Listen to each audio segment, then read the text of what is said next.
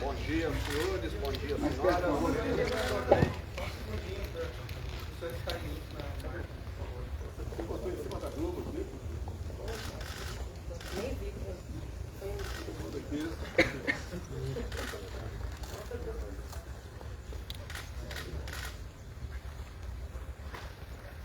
Podemos? Podemos. Bom, então mais uma vez, bom dia. Estou aqui na minha primeira missão a Brasília, após a minha reeleição ao governo de Minas, e vim aqui tratar com o presidente questões que envolvem o Estado, como o metrô de Belo Horizonte, onde o governo federal vai aportar 2,8 bilhões de reais e o Estado se comprometeu a aportar 400 milhões, que já é uma realidade. Também as obras da BR-381-262, que conectam o Estado ao Espírito Santo e ao leste de Minas Gerais, e outros pontos mais que envolvem Minas Gerais. E não poderia também deixar, nesse momento, de estarmos aqui colocando as nossas divergências de lado, né? Eu sempre dialoguei com o presidente Bolsonaro, sabemos que em muitas coisas convergimos e em outras não, mas é o momento em que o Brasil precisa caminhar para frente, e eu acredito muito mais na proposta do presidente Bolsonaro do que na proposta do adversário. Até porque o adversário dele, que foi o mesmo adversário que eu tive em Minas Gerais, foi uma gestão desastrosa que arruinou o estado de Minas. E eu e a minha equipe sabemos muito bem, porque nesses 4 anos nós já pagamos 30 bilhões de dívidas que herdamos da gestão passada. E é só perguntar para qualquer prefeito de Minas Gerais o estrago que o PT fez no estado. É só perguntar, 853 prefeitos. Nós tivemos em Minas prefeitos que renunciaram, que adoeceram e suicidaram na gestão do PT. Porque o Estado simplesmente se negou a repassar aquilo que a Constituição prevê. Repasses do ICMS, do IPVA, do Fundeb e também da saúde. Se apropriou. Um governo que descontou da folha de pagamento de 270 mil funcionários públicos o empréstimo consignado e não pagou os bancos, deixando o nome de 270 mil funcionários públicos e para o SPC e Serasa, diz tudo do que é capaz de fazer. A falta de consideração. E pior, diz que é social e suspendeu o pagamento do piso mineiro de assistência social, que nós voltamos a pagar logo no início do meu governo e reajustamos em 50%. Então dá para ver que há uma divergência muito grande entre discurso e efetividade e prática. Então eu estou aqui hoje para declarar o meu apoio à candidatura do presidente Bolsonaro, porque eu, mais do que ninguém, herdei uma tragédia. E não foi só o Estado, não. Perguntem aos atuais prefeitos de Uberlândia, de Pouso Alegre e outras grandes cidades do Estado que também tiveram uma gestão desastrosa do PT. Então nós estamos falando aqui de realidade. Não estamos falando aqui de versões, não.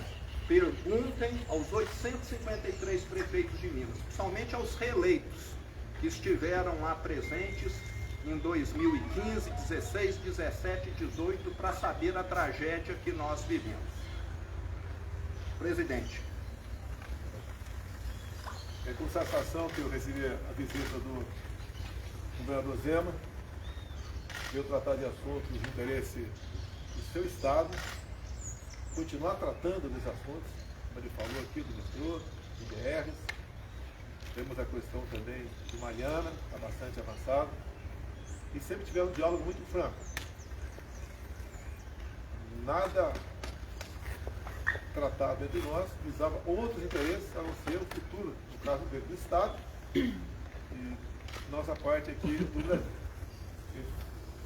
Passou um breve filme do que foi a administração do PT para o seu Estado, e poderia fazer a mesma coisa, né, sobre o Brasil, sobre os endividamentos das estatais, os descasos mais variados possíveis, a forma também como ele tratou as pessoas mais necessitadas, pagando um auxílio chamado Bolsa Família do passado, de média R$190, e tinha famílias ganhando R$80 por mês.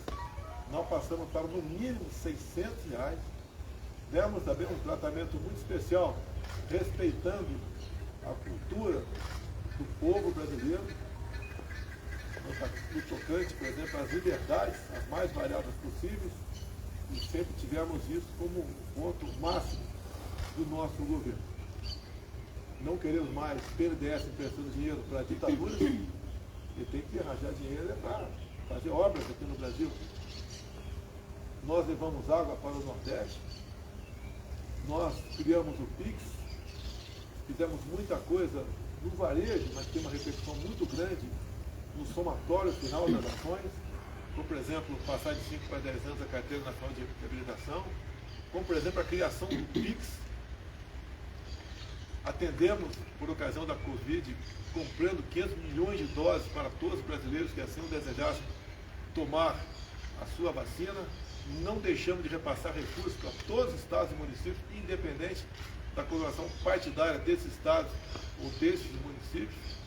Ou seja, ao longo desses 3 anos e meio, algumas divergências a gente vai ter, somos falhos, né? Somos seres humanos, mas procuramos fazer o melhor para todos aqui no Brasil. Se nós formos levar em conta, Zema, como estão alguns outros países, aqui na América do Sul, outros na Europa, o Brasil vai muito bem na questão da economia. O produto interno bruto nosso, cada semana, ele é projetado para cima. Nós também temos diminuído muito aquele percentual do desemprego no Brasil. A informalidade praticamente voltou ao que era antes do período da pandemia. Estamos tendo uma das gasolinas mais baratas do mundo. Também o etanol baixou muito de preço. Recebemos na semana passada o primeiro navio russo com diesel. Isso vai se tornar uma constante para nós. E dizer que o Zema sabe disso. Nós somos dependentes de diesel e de gasolina porque 3 refinarias começaram a ser feitas. No início do governo Lula, se enterrou quase 100 bilhões de reais e não se fez uma refinaria sequer. Muito pelo contrário, perdemos até 2 refinarias para a Bolívia. Tendo visto o presidente da época, Evo Morales, ser amigo do Lula. Também comprou-se refinaria fora do Brasil, que era uma sucata, uma passadinha. Temos hoje servidores dos Correios que têm um desconto em seu contra-cheque de no mínimo R$500 até 2030 para pagar roubo do sistema do fundo de pensão deles, do Postales. A mesma coisa na Caixa Econômica Federal. Então nós sabemos aqui, rapidamente, né, um breve retrato do que foi o estrago da administração do PT. E agora há pouco também, conversando com o governador na mesa ali, comparei os meus ministros com aqueles que viriam, né, numa hipotética e improvável reeleição do ex-presidente Lula. Simplesmente é incomparável. Temos aqui 2 ministros me acompanhando, o da infraestrutura, que mesmo com teto de gasto fez muito mais do que mais de 14 anos de administração do PT, e também a questão do meio ambiente, que é uma questão muito sensível a todos nós, e nós comparamos com outros ministros do meio ambiente. O que poderia vir no governo Lula seria um travamento de tudo quanto é obra no Brasil. Ou seja, também falamos rapidamente sobre o que é o Brasil perante o mundo, a sua importância. Somos hoje os maiores produtores de alimentos do mundo. Temos projetado também sermos os maiores produtores de energia verde, via eólica offshore. Nós vamos reindustrializar o Nordeste com isso. O país já tem nos procurado para buscar contratos. Ou seja, o Brasil está despontando para realmente ser aquele país que interessa e é o sonho de todos nós. Então esse apoio do governador Zema é muito bem-vindo. é um estado, é o segundo estado, é o maior colégio eleitoral do Brasil, e é decisivo. Só quem ganha lá, diz a tradição, pode realmente chegar à presidência da República. Então há esse interesse meu, obviamente, por parte do governador, como agora tem duas opções, entre as duas, uma descarta de imediato e a outra é continuidade do que fizemos até o momento e fará bem para o Estado de Minas e para o Brasil. Então eu agradeço aqui o apoio do Zema nesse momento, mais do que bem-vindo, ele é essencial, ele é decisivo para a nossa reeleição. Muito obrigado, Zema. Governador, uma pergunta. A votação do senhor foi bem maior do que a do presidente em Minas. Queria saber o que o senhor atribui esse resultado e o senhor acha que dá para diminuir essa diferença? Com toda certeza, o eleitor é pragmático e eu sempre menciono que ficou erroneamente na memória do brasileiro uma ideia de que nos anos Lula nós tivemos uma prosperidade. Eu sempre coloco como comparação que naquele período foi como se um atleta tivesse tomado anabolizante. No primeiro momento foi muito bom e depois a conta veio amarga, né, através de diversos problemas de saúde. Primeiro muito músculo, muita força, depois problemas renais, de impotência, problemas cardíacos, etc. O que o PT fez com o Brasil foi isso, maquiou um desenvolvimento econômico. E nós tivemos em 2015 e 2016 a pior recessão da história, enquanto o mundo crescia. Só o Brasil conseguiu dar marcha ré em 2015 e 2016. Entre 2015 e 2016 perdeu-se 3 milhões de empregos no Brasil. Em 2020 e 2021, com a Covid, criou-se quase 3 milhões de empregos no Brasil. Imagine se tivesse tido essa pandemia fosse com uma administração do PT no Brasil. Presidente, por favor, com o apoio do governador Zema, o senhor acredita que é possível virar a eleição em Minas? Eu tenho certeza disso. O Zema tem gosta de grande credibilidade, dado a administração que ele fez. E esse apoio, no meu entender, é decisivo. E em Minas Gerais, nós vamos ter uma boa diferença para o adversário. O senhor vai a Minas? Aí, presidente, na Jovem Pan, está ao vivo. O senhor já tem um acerto de agenda? A ideia é andar com o governador no estado de Minas, algumas cidades em que os votos não atingiram a expectativa, é refazer essa rota aí, presidente? Sim, já foi rapidamente aqui tocado nesse assunto, obviamente, Boa Minas. Dia 12, votar em Minas Gerais, no encontro com o apóstolo Valdemiro, um encontro religioso.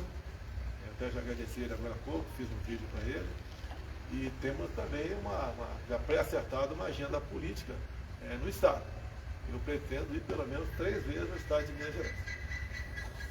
O senhor vai a São Paulo hoje, presidente? Tenho 2 eventos também religiosos em São Paulo, vou com a minha esposa, que ela é evangélica. E temos uma outra atividade também que está faltando, a gente só a confirmação para participar da mesma. São 2 policiais militares que foram feridos. Uma situação cujos criminosos receberam recurso para executar essa ação criminosa, 2 policiais fardados, por ocasião do dia das eleições. Graças a Deus sobreviveram. E nós vamos inteirar melhor desse assunto. E se for possível, se assim as autoridades sanitárias permitirem, pretendo visitar esses policiais.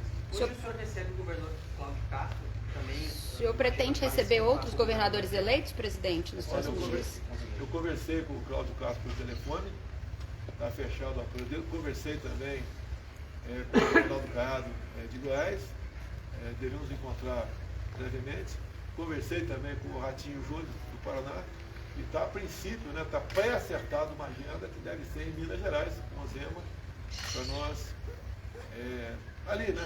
discutirmos mais sobre o futuro de cada ente da federação. Mas a agenda com o Cláudio Castro é hoje, presidente? Tem expectativa de aumentar para atender as mulheres nesse final do ano, algo assim? A questão das mulheres é uma narrativa contra a gente. Você pega, por exemplo, 420 mil títulos da reforma agrária, 80% foram para as mulheres. O Auxílio Brasil, nós priorizamos as mulheres, de 21 milhões de famílias, quase 17 milhões são mulheres. A nossa presidência da República, então de 40% daquele espaço lá, que são centenas de pessoas, são mulheres. Uma das ministras mais importantes nossa, da Agricultura, Tereza Cristina, mulher. A Damares também. A nossa da articulação política, até se licenciar, era a Flávia Arruda aqui do DF. Então nós temos uma atenção muito especial para com as mulheres. Se você vê os índices de feminicídio no Brasil, o percentual baixou. Então as mulheres sempre estiveram na nossa meta. Criamos, né, sancionamos ou criamos em torno de 70 legislações de interesse delas. Acredito que a mais importante, logicamente pode haver divergência, uma das mais importantes, nós modificamos a lei sobre laqueadura. Antigamente a mulher tinha que ter 25 anos para fazer a laqueadura, agora pode fazer, se quiser, com 21 anos. Também tinha que ter autorização do marido, agora está dispensada essa autorização do marido. E também, no passado, eu não podia fazer a laqueadura imediatamente após o parto, tinha que esperar no mínimo 6 meses. Agora pode fazer durante o parto. Talvez essa seja uma das legislações mais importantes para as mulheres. Eu digo para vocês, os números de violência contra a mulher têm diminuído. Outro dia, no evento na presidência, eu falei que o nosso governo foi o governo que mais prendeu machões pelo Brasil, com operações patrocinadas, coordenadas pelo ministro antes da Justiça, com as respectivas secretarias de 27 unidades da Federação, fizemos operações nesse sentido. Por isso, tem diminuído a violência contra a mulher. Mas vai ver o 13º auxílio? Já está acertado só para as mulheres uns 17 milhões a partir do ano que vem. E dizer mais, o Auxílio Brasil de R$600 está garantido para todo o nosso governo. Isso é acertado com o Paulo Guedes.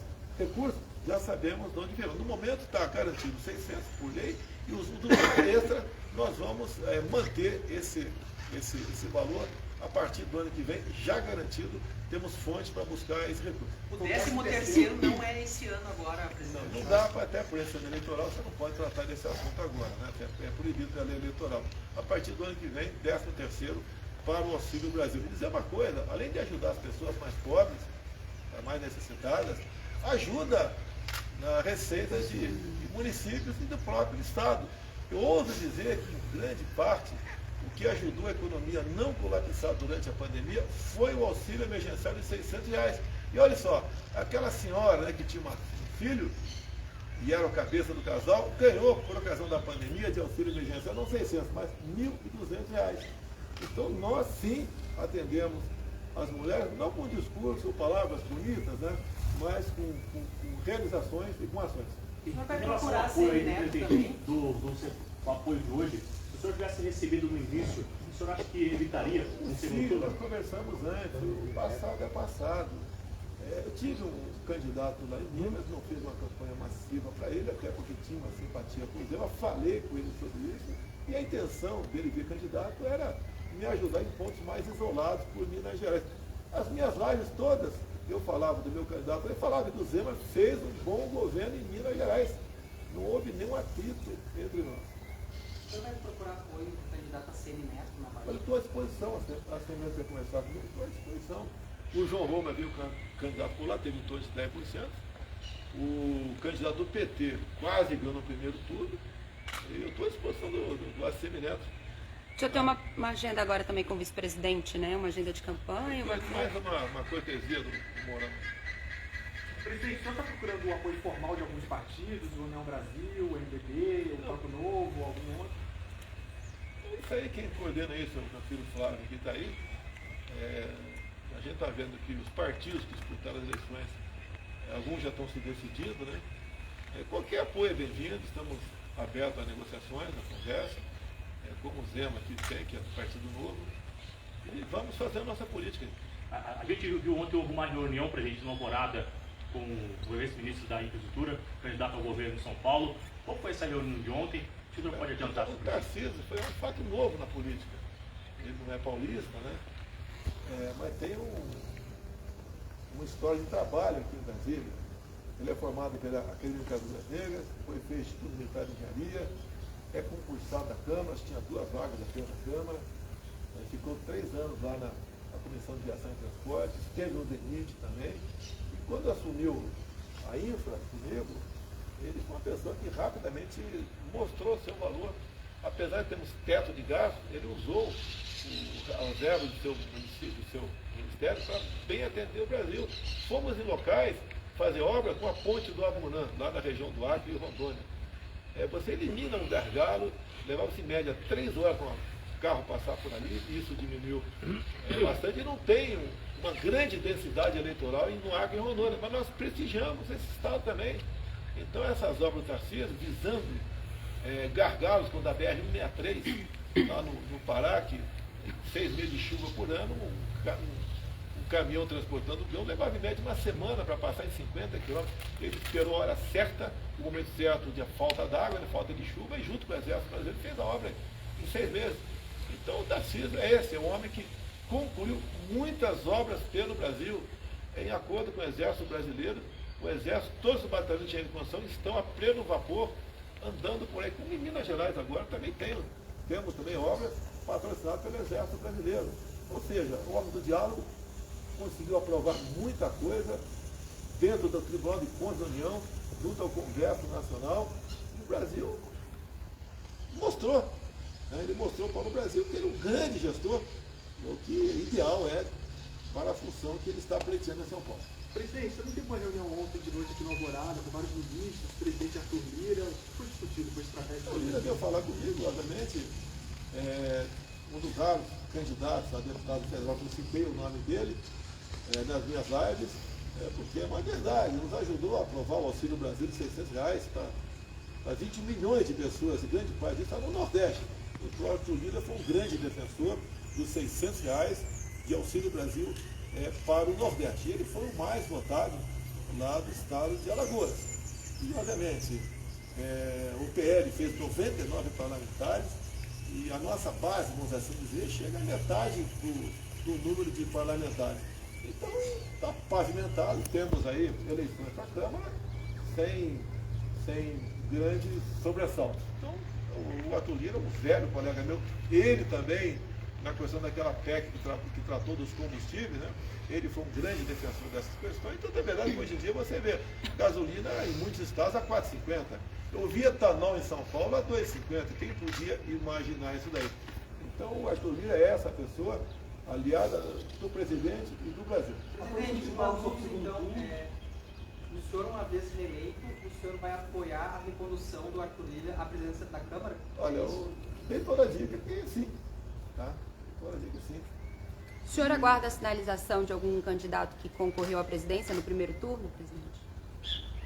Olha, os que concorreram aí, de última hora, o padre Kelmo, né? É bem-vindo, apesar de ter tido uma votação bastante pequena. Ele é uma pessoa que mostrou que os cristãos têm que ser respeitados no Brasil e no mundo. Que uma grande participação dele no debate foi quando ele falou sobre o que vinha acontecendo na Nicarágua, onde padres estavam sendo presos, freiras expulsas, fechamento de canais de rádio e televisão católicos. E uma das últimas medidas lá do Ortega, que é amigo íntimo do Lula e cumprimentou o Lula agora para ter o segundo turno, ele proibiu a comemoração do Dia da Bíblia por parte dos evangélicos e proibiu os católicos de fazer a procissão. Então o padre Kelmo tem um valor simbólico muito grande, tá? Enorme no meu entender, e obviamente vou conversar com ele. E da terceira e do quarto colocado, presidente, Ciro e Tércio? Terceiro apoio? Pelo que eu estou vendo aqui, o PDT está bastante inclinado a apoiar o Lula. E a Tebet pessoalmente, né? As informações que eu tenho. Eu acredito que o MDB não irá fechada para nenhum lugar, assim como até o PDT não será fechada para nenhum outro lugar. Então essas sinalizações são bem-vindas. Eles têm noção do que seria a continuidade do meu governo, o que seria o retorno do PT. Não é apenas o que o Zema falou aqui. O Zema deu um retrato de Minas Gerais, eu dei um retrato um pouco maior do Brasil. Seria uma catástrofe para nós aqui, o PT voltando, 14 anos de corrupção. A Petrobras, eu sempre falo, endividamento 900 bilhões de reais, o suficiente para fazer 60 vezes a transposição de São Francisco. O BNDES, próximo a 400 bilhões, Caixa Econômica, 45 bilhões. Queremos isso de volta para o Brasil?